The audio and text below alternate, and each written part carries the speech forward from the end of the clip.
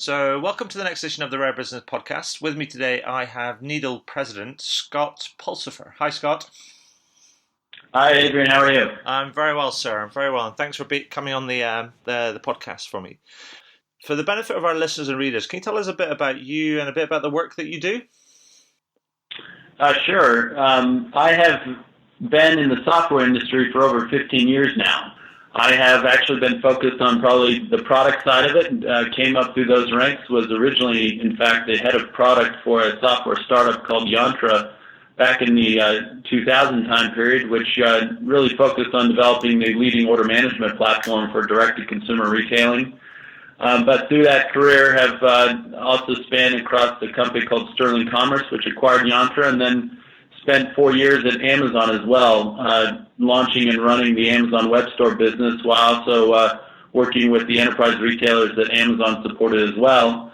And joined Needle almost 2 years ago as president and COO, and I'm responsible for all of our go-to-market operations, if you will, here at Needle. Everything from marketing and sales to customer success, product engineering, and we're very much focused on improving the online customer experience.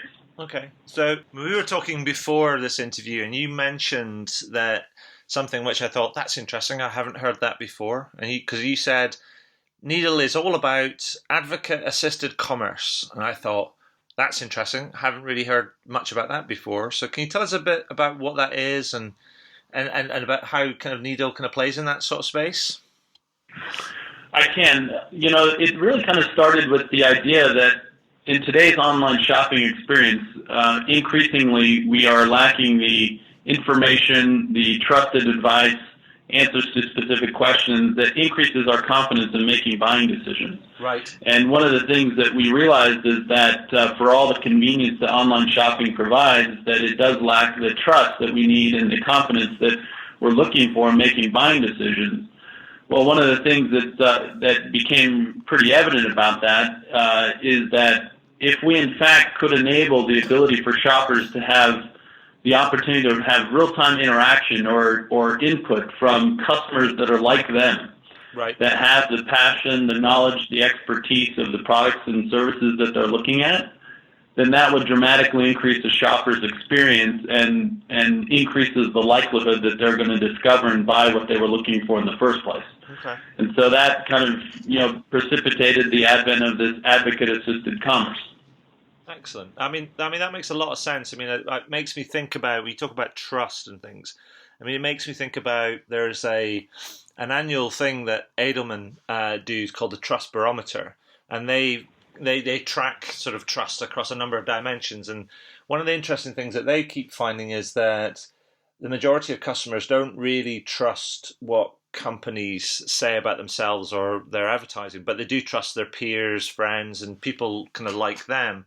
So that makes a lot of sense what you're saying. But can you give me, to make this kind of real for our listeners and our readers, can you give us a couple of examples of how some firms have made this work for them and the sort of results that they've achieved? Yeah, I sure can. I think you're spot on with the study around the Edelman Trust Barometer. There was, just as a quick maybe segue into some specific examples, Adam Silverman from Forrester also did a report about this that highlighted that only about 20% of us trust the associates of the companies with whom we're doing business or that we're shopping with, right? Right. And that is, additional evidence of this inherent lack of trust around the product information that we're provided by the company, et cetera. And so one of the key things is, particularly in the context of what we like to call considered purchases, right, meaning items that tend to have a higher price point, you have more commitment to their use after the purchase, you have lots of different options such that you need a little more information than what can be provided to you online. And so this can work both in brand and category type experiences. So let me maybe start with one more in the brand category. Okay. One of our customers that is Carhartt, and okay. Carhartt is a fairly well known here in the United States.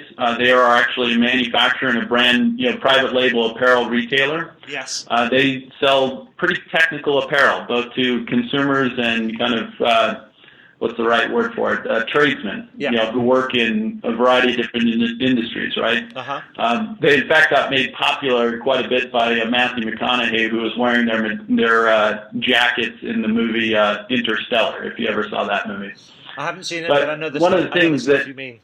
yeah, so you get the brand. And one of the things that because of the nature of the products that they're selling, they are of a more technical nature. You need to know about, what's the material, how well does it hold up under different weather conditions, how's the fit for it, given that you're going to be working and wearing this stuff, a lot during the day. It's not just a throw on. Yeah. And so what they do is we enable them to go out and find their true brand advocates, those that are great fans of their brand, not just because they have one or two items, but because they really have it fully immersed into their wardrobe, if you will. Okay. And they know the kind of how the different products or the items hold up under different conditions. And what we did for them is that in crowdsourcing these fans and enabling them through our technology, that shoppers, while they're looking for Carhartt products directly on their site, and they're demonstrating behaviors that says, hey, I'm looking for a certain item, but clearly they're not getting the information they want, they will see an invite. It's basically a pop-up banner, or it's embedded in the product site that will say, do you need help talking with the Carhartt expert finding the right jacket or finding the right work attire? And if they click that button, within 5 seconds, the shopper will be talking to this Carhartt customer, this other Carhartt advocate, that can talk to them about all the different products that they use and how the specific material may hold up, or what other related items will go really well with those products. And what that does for the customer is it dramatically increases their likelihood that they're finding the right product for them, and ultimately it drives really high customer satisfaction. It drives really high net promoter score. But as you know, when we have a great customer experience, it also means that they're buying more often than they would otherwise. Okay. So the conversion rate, you'll see a 6 to 10-fold increase in their conversion rate over the self-service customer that's the same. Okay. They'll see a 10 to 25% increase in the average order value because customers are now able to find the right product for them, and they have an incredibly satisfying experience as a result. Okay. So can you tell me just before you can give me another example, can I ask you a couple of specifics? One is that how does the customer understand that they're not speaking to an employee of the company and therefore are just speaking to, if you like, a fans? And the second one is how do these fans get sort of, if you like, rewarded for their participation, or are they just doing it out of the goodness of their hearts? Yeah, I appreciate that question, because that additional detail will definitely help explain how it works.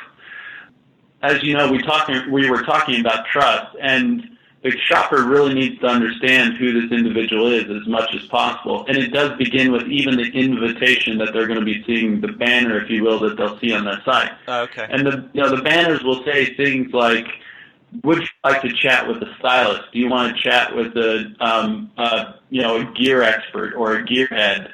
Do you want to chat with a frequent or avid cruiser if you're on Norwegian Cruise Line? Right. The banner itself is starting to convey the sense that you're going to be connecting with someone who is going to have a lot of knowledge and enthusiasm for what you're shopping in. Okay. More importantly, when they click into the chat, the mode by which the advocates and the shoppers are actually interacting is chat.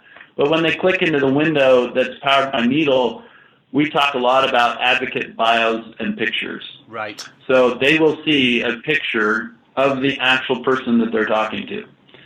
And along with that picture, they will see a bio of what we like to call that advocate's superpowers. Right. What is it that makes them an advocate?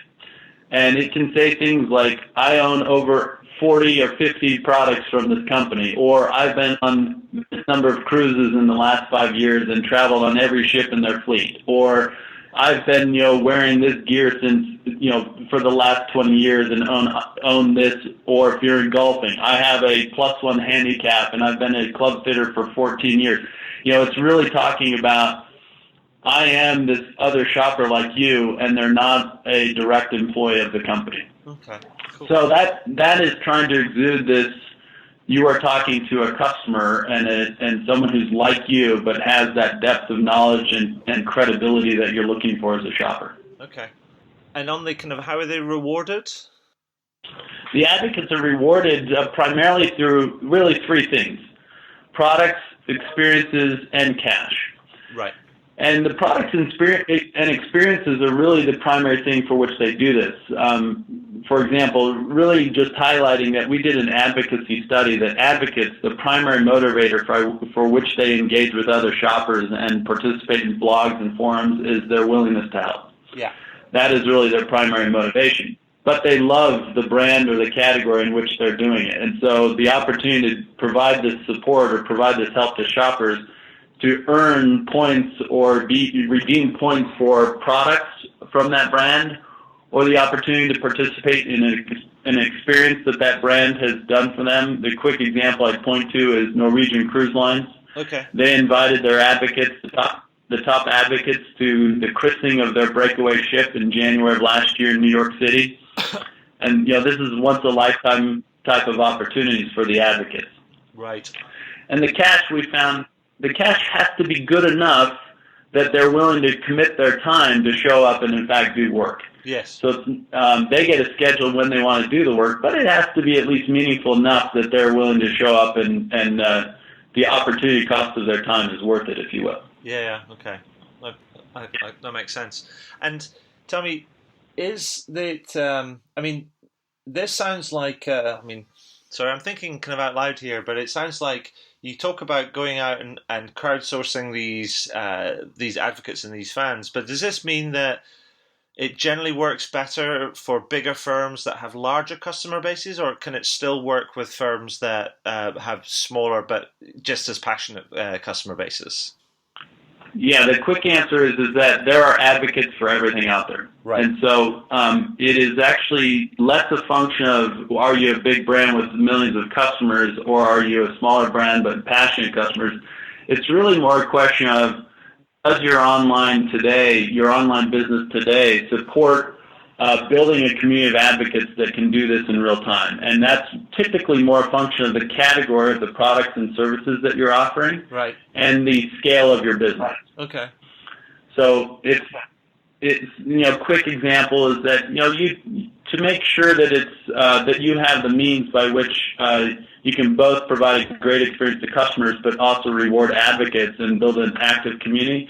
You probably need a minimum of about 500,000 monthly visits. Right. Okay. That then you'll have enough interactions that you can have a nice, vibrant community, even if it's a small one. Okay. The other thing is the value add is typically more relevant to higher average order value. So if you're above kind of $7,500, then you're getting into categories where the customer has more considerations, more questions, et cetera, to where then it makes a real sense from a return on investment, if you will, for the company. Okay.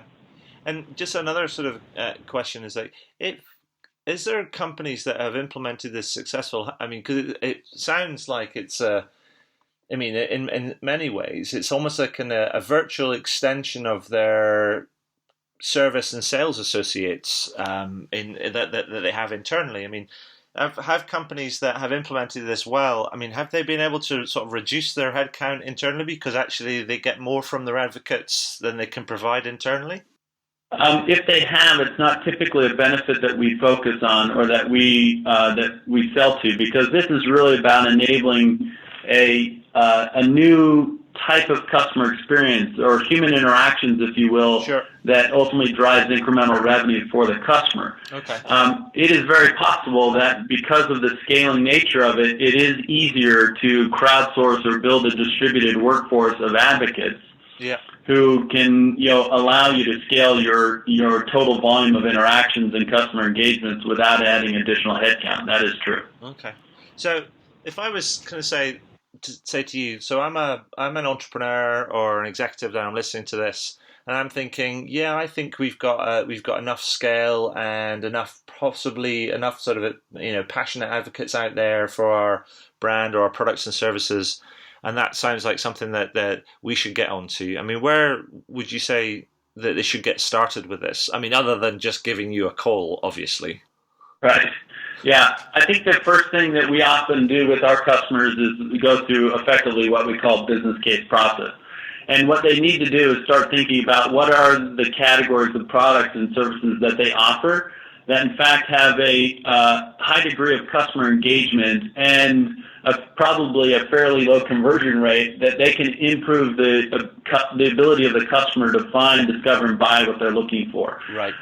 And because not all categories are a great fit. And I think within those categories, then they should see, hey, how much opportunity is there to dramatically increase the performance because you have enough engagements with visits that it makes sense.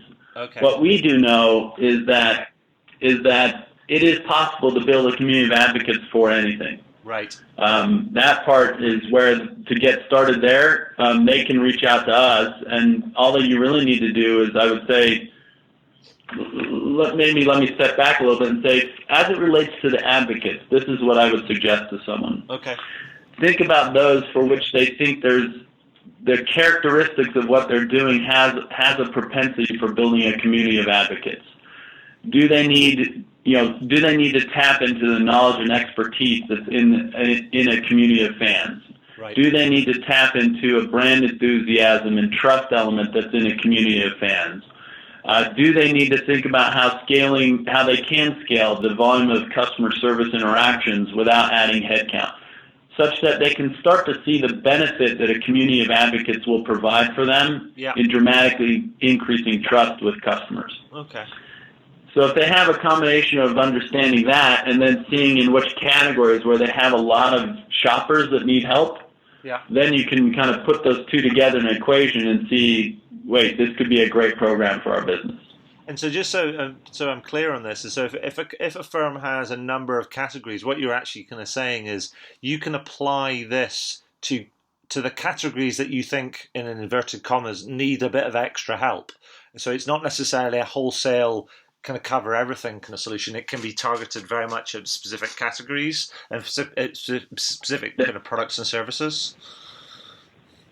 That is exactly right, because it is not. You should not approach it as a peanut butter, spread. Just do the whole thing wholesale across your business. Yeah. You really want to focus on the products and categories that are relevant for both the shopper in terms of their experience and what they need help doing, and the propensity for having advocates do great work.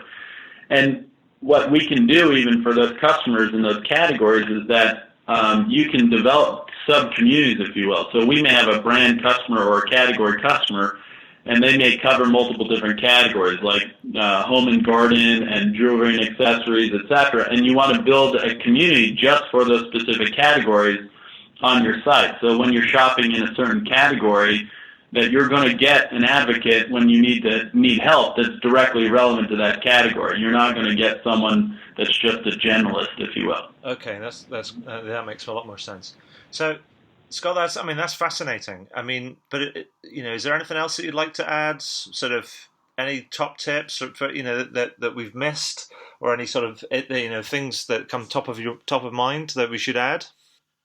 Yeah, the biggest thing I always like to challenge anyone running an online business about is that you have to think about your spend in a different way. And I will say this, which is, it is most likely that the majority of those running online businesses think of traffic first. Mm-hmm. They may think about it 3/4 of the time, that they think getting more traffic is going to, in fact, help them improve their business. Yeah. But I actually put it to them that, in fact, $1 spent on improving your customer experience through better connection, better trust, more credibility, better overall experience will increase conversion such that $1 spent on that customer experience will return far greater to their business than $1 spent on driving traffic. Excellent. And the challenge ultimately is that you have to know and believe that a better customer experience builds loyalty and lifetime value customers that it returns tenfold more than just having an immediate additional visitor to your site.